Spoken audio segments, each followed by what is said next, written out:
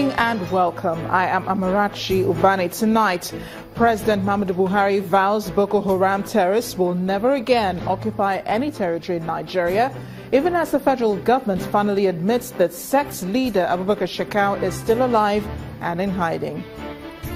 Senate suspends confirmation of 27 independent National Electoral Commission resident commissioners in retaliation for presidency's refusal to accept EFCC acting chairman Ibrahim Magu's rejection. Explosion linked to kerosene adulteration kills one person and leaves 16 others with severe burns in Calabar, the Cross River State capital. And Cyclone Debbie hammers northeast Australia's coast, causing floods and massive infrastructure damage.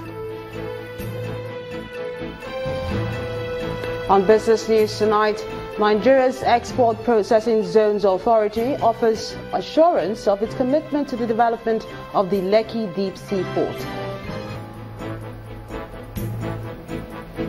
And on sports news tonight, Nigeria Olympic Committee confirms the visit of the 2018 Commonwealth Games Queen's Baton to Nigeria this Saturday.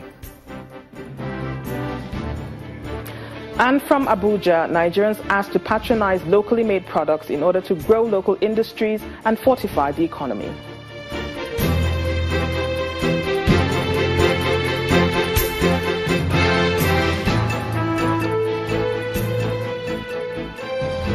We begin tonight in Borno State, where the president has vowed that never again will Boko Haram terrorists occupy any part of the Nigerian territory. President Muhammadu Buhari made this pledge during the 2017 Small Arms Championship holding at the Sambisa forest, a former stronghold of the Boko Haram militants, now demystified by the Nigerian military. The president was represented at the event by the Minister of Defense, Mansur Dan Ali, said that the training in Sambisa forest, otherwise known as Camp Zero, is a showcase of the defeat and degradation of the Boko Haram terrorists. But for this incident, where over 200 girls were kidnapped by the Boko Haram sect almost 3 years ago, very little was known about the Sambisa forest by the outside world. The forest was for some time a hideout for the sect, who appear to have an upper hand in understanding the terrain. But all that has changed as the area has become a stronghold of the military, who have succeeded in driving out the forces of insurgency. And this exercise, the 2017 Small Arms Championship, is being held here to drive the point home. Congratulating the army for its role in containing the sect, the message from President Buhari, delivered by the Minister of Defense, is also one of resolve, that victory must be made permanent. This championship is a showcase of a clear defect and degradation of Boko Haram terrorist group with the destruction of Camp Zero in the famous Sambisa forest. I can categorically say that never again will Boko Haram territories occupy any of our land. And of course, the firing is deliberate. The training in marksmanship is one of the many ways the Army ensures its personnel are battle-ready. And according to the Chief of Army Staff, the objective is to make the Nigerian Army stand out anywhere.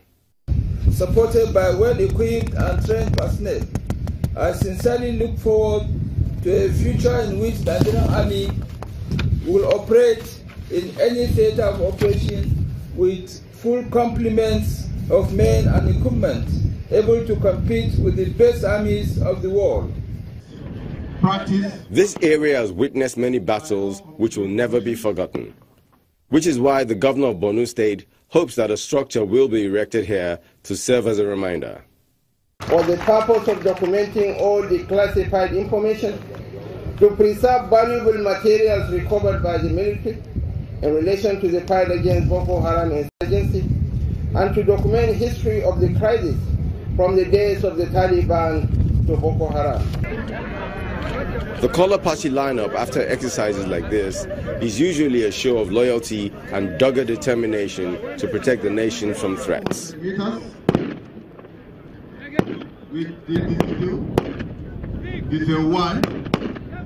With support from their other military counterparts, The Nigerian army is well on its way to making sure that nothing stands in the way of peace.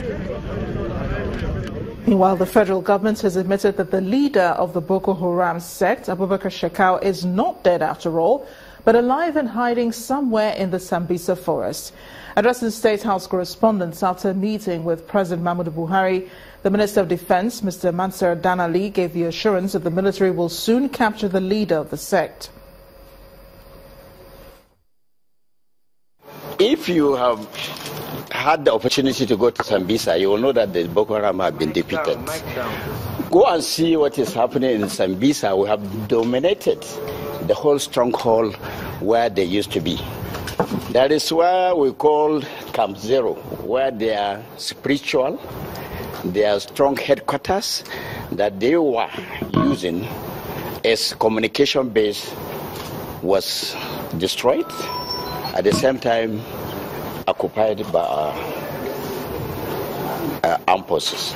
So I believe it's just a matter of time.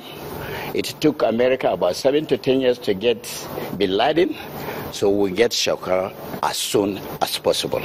Let me tell you categorically, these insurgents, they have a way of putting mask.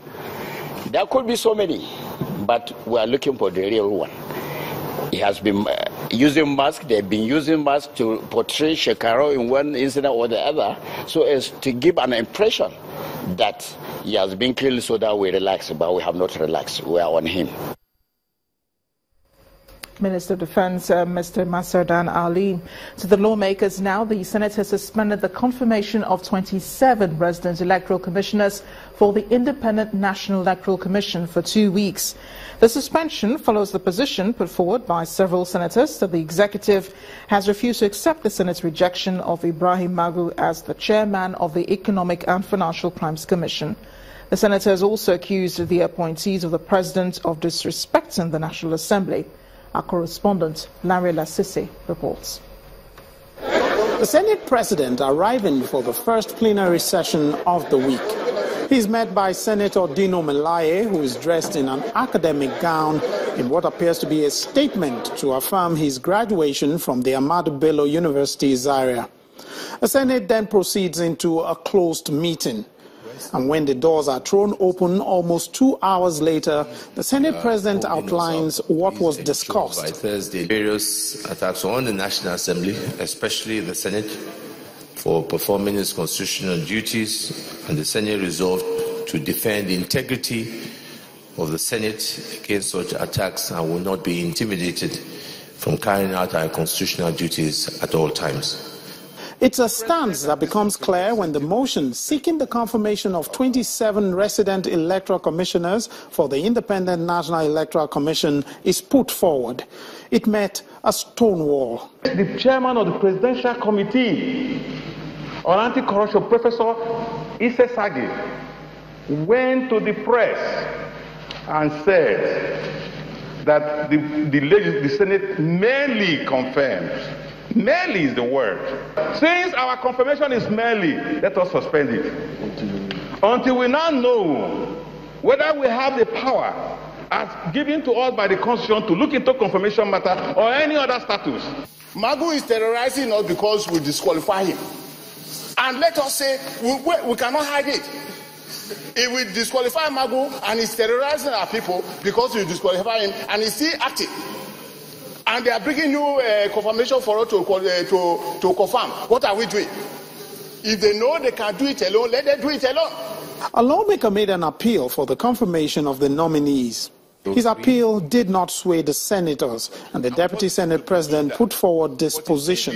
I just want to appeal that we apply some moderation to allow Mr. President to convey our feelings to the President of the Federal Republic of Nigeria on this issue. Those in favor that we just send down this item for 2 weeks, say aye.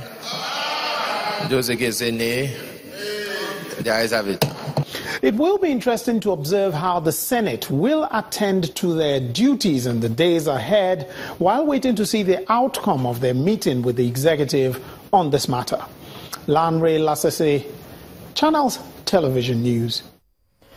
He embattled former Group Managing Director of the Nigerian National Petroleum Corporation, Mr. Andrew Yakubu, has withdrawn his suit seeking compensation over his detention by the Economic and Financial Crimes Commission. Mr. Yakubu had filed the suit before Justice Ahmed Mohammed of the Federal High Court in Abuja following his arrest by the anti-graft body on February 8, 2017. In the suit, he had claimed that his continued detention by the EFCC with respect to the sum of over $9.7 million and £74,000 recovered from his house in Kaduna on February 3rd is a violation of his fundamental human rights. At the resumed hearing of the case today, his counsel, Mr. Adiola Adidipe, informed the judge that he had filed a notice of discontinuance of the suit on behalf of his client based on the bail granted him by the court. Justice Mohammed thereafter struck out the suit. And amid speculation of poor safety measures at the Kaduna International Airport, the House of Representatives Committee on Aviation has paid an unscheduled visit to the facility. The committee, led by its chairman, Honorable Nkiru Onyejocha, inspected the runway, arrival and departure halls, as well as the fueling facilities at the airport, which currently handles Abuja-bound passengers.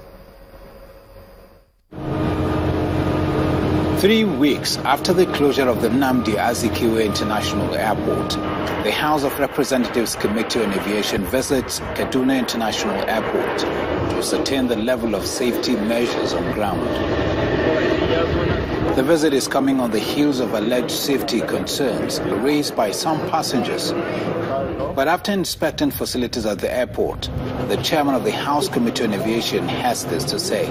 We are concerned about safety of passengers, and we've seen the perimeter fencing and work is still ongoing. And so, generally speaking, we have come, we've seen, and we hope that they will fast track to make sure that passengers' comfort and safety is ensured. The Managing Director of Federal Airport Authority of Nigeria describes the fueling system of aircrafts at the airport, saying it is in conformity with international standards. We have only special trucks that bring fuel to the fuel depot. These are Pt.1 trucks, and we have special bowsers that serve the aircraft, and there is nothing like ordinary trucks coming from the city to come and serve fuel. It's not true.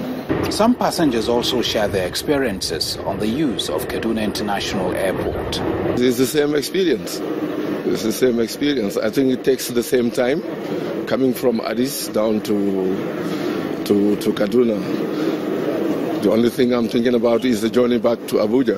The airport we have here, we thank God that is, an improvement on it, because there is a lot to be done in our airports. The safety concerns raised by some passengers include the improper fueling of aircrafts, substandard perimeter fencing, and inadequate halls for passengers. The visit by the House Committee on Aviation may to some extent allay the fears of air travelers as they await the reopening of Nnamdi Azikiwe International Airport on the 19th of April 2017.